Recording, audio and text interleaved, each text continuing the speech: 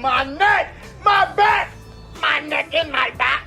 I think we can all agree that school is one of the worst things to ever see the light of day. Right behind OnlyFans, e-girls, Walmart, the government, public bathrooms, and cats. School is the embodiment of everything sinful, insufferable, and ungodly. Now, I would never wish negativity or evil upon anybody, because I'm not that type of person. But I hope that Horace Mann got whatever was coming to him.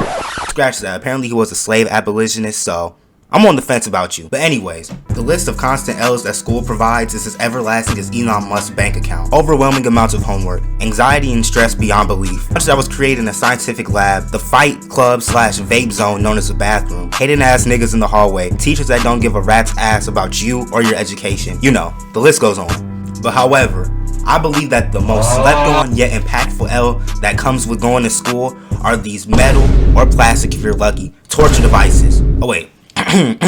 Chairs. You might look at one of these chairs and be thinking, Gabe, what could possibly be wrong with one of these chairs? You're just whining like a little bit. But little do you guys know about the misery these chairs and desks have put me through. The only benefit school chairs bring is being able to use them as a personal chiropractor in the middle of class. Now, I don't know if it's because the anatomy of my skeleton is abysmal or if I have some type of physical condition that I'm unaware of, but sitting in these school desks literally seems like a daily struggle to me.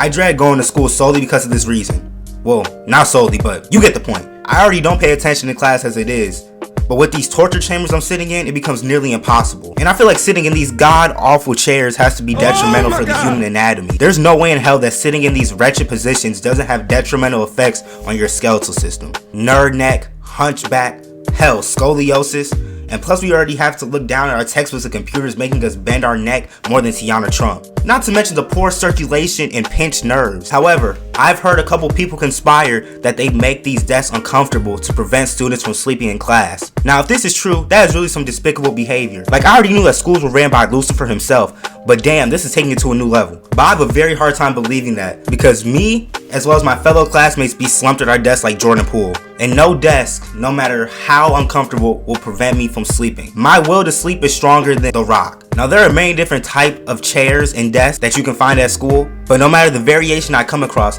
they always leave my back dismantled like I'm Riley Reid in her prime. Like, just the design itself is trash.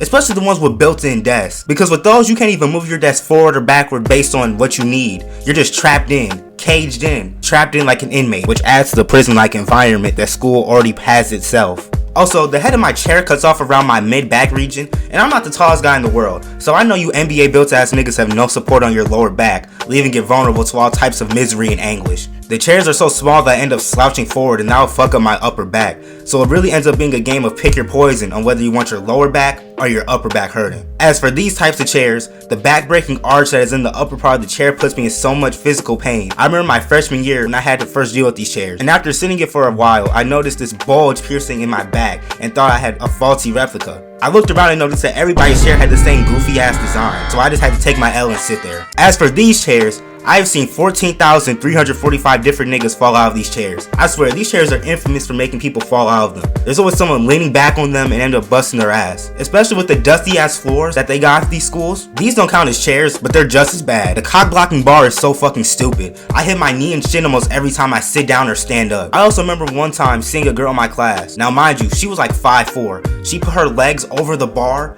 and it looked kinda comfortable. So what did I do?